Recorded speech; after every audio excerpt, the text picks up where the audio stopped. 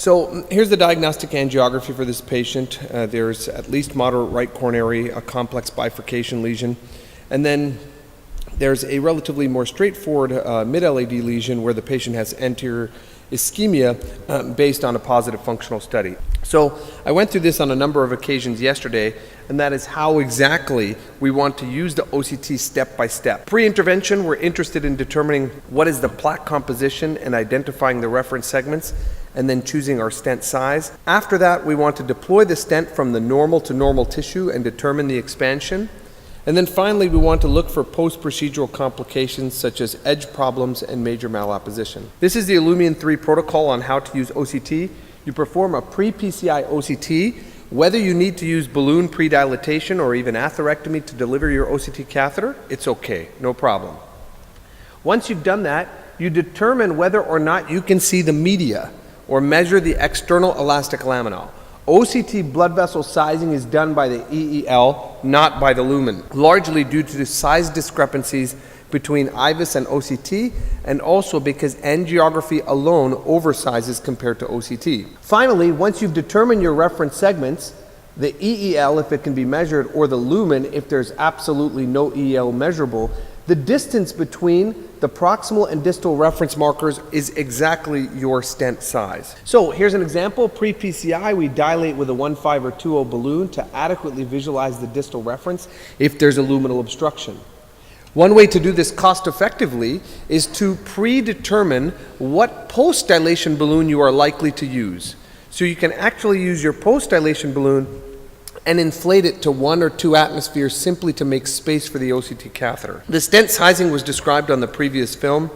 Then you implant your stent, and only at the point you next ask yourself is there any angiographic residual diameter stenosis in the stent? If there is, of course, you should perform post-dilation, but if there is not, only at the point where you would otherwise be removing your guide wires should you do a post-PCI OCT. Finally, you ask yourself, is the target minimal stent area achieved?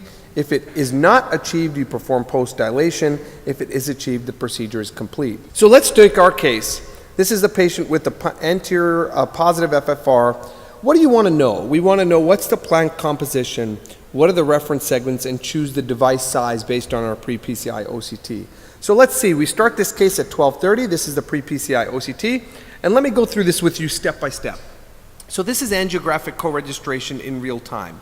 You click along the length of the vessel, and next what the OCT is going to do is look for the lens along the length of this vessel.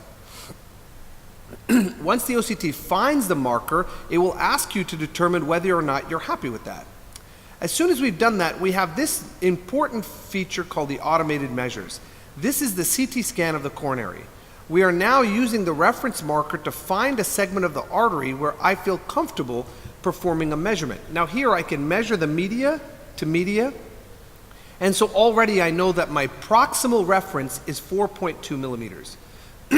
Similarly, find an area of the automated measures that looks fat, there's the lesion, and we see this part of the artery is completely normal. You can see all 3 layers, you can see the media and the adventitia throughout.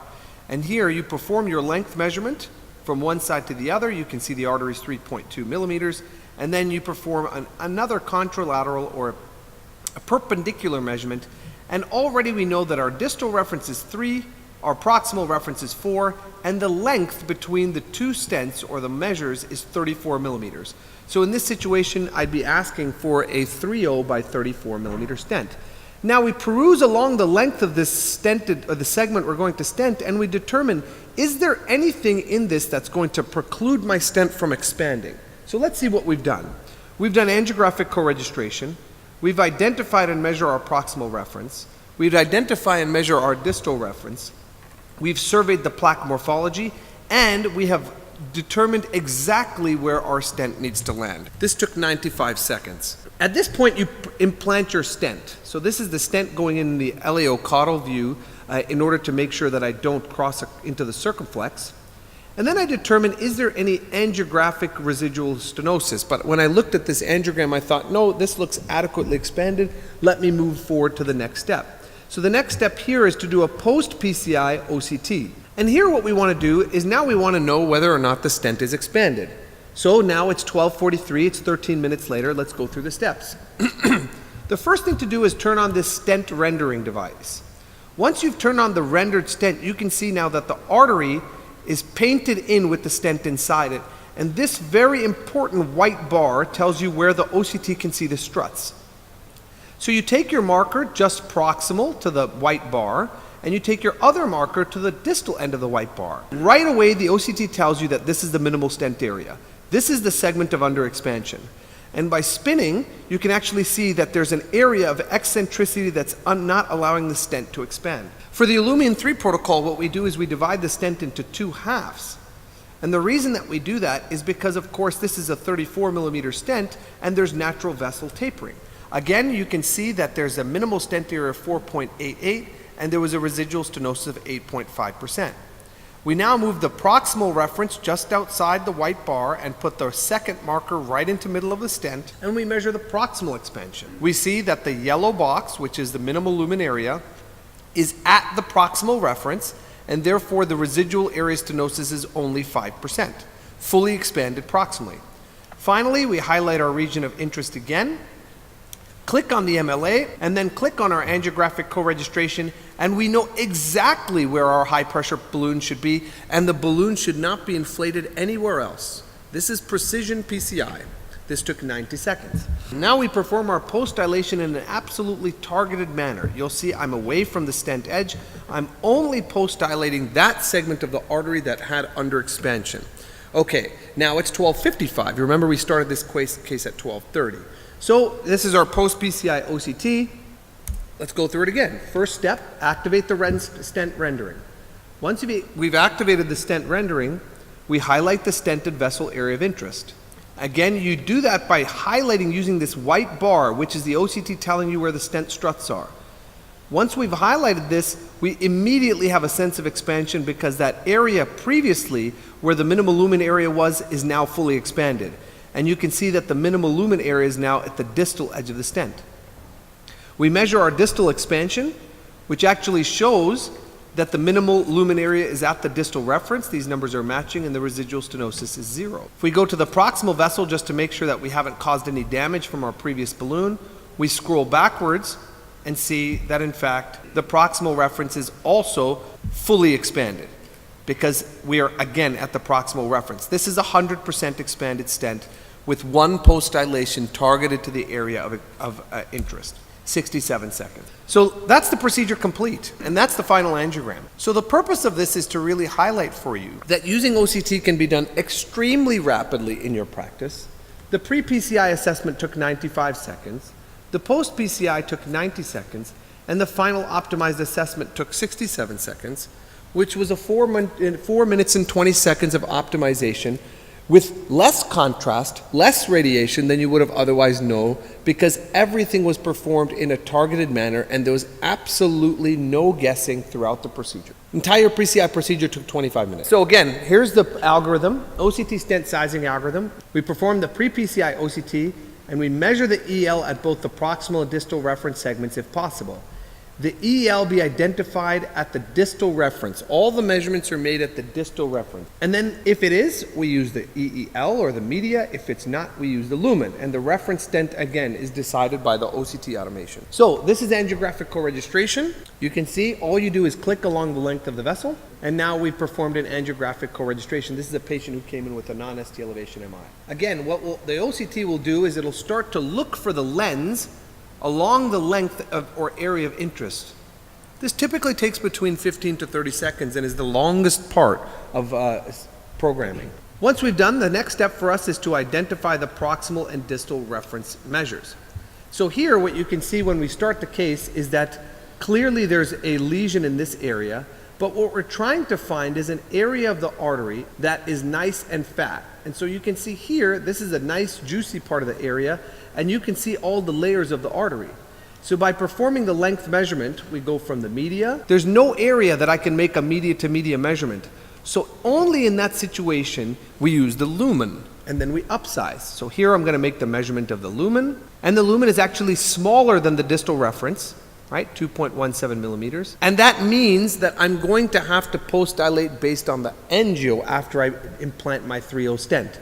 But you see the difference between lumen-guided and EEL-guided stenting. If we were to use the lumen, we put a very small stent here. Now we peruse through the plaque morphology, and question comes is there anything in this lesion that's going to preclude the expansion of the stent? There's the plaque rupture, there's the cause of the ACS, but critically there's no calcification. So already you know there is no need to spend money on a predilation balloon. Just go now with the next stent move, which is the direct stenting. Let's review. The distal reference is 3.09 millimeters. We round it down to the nearest stent size, which is 3 millimeters. The distance from the distal reference to the proximal marker is 38 millimeters. You ask for a 3/0 by 38 stent. These are the measurements, 3.16 by 3.02. Proximally, we could only make a measurement from the lumen. So this information for us right now is completely useless. So now we need to use the post-PCI OCT to determine the proximal vessel expansion. Next step, angiographic success. So let's take a look. Oh, sorry, there should be angiogram there. Then we do post-PCI OCT, and we determine whether or not there's a target MSA criteria is achieved. Okay, so same thing as we did first time. Angiographic co-registration, 2 clicks. And this, believe it or not, is the longest part of the entire procedure, is waiting for the co-reg. This can all be done extremely quickly. Take your other scroll bar, we take it to the edge of the stent. So as soon as we line this up and we see the MLA, we see the MLAs at the distal reference. So in its entirety, this stent is fully expanded.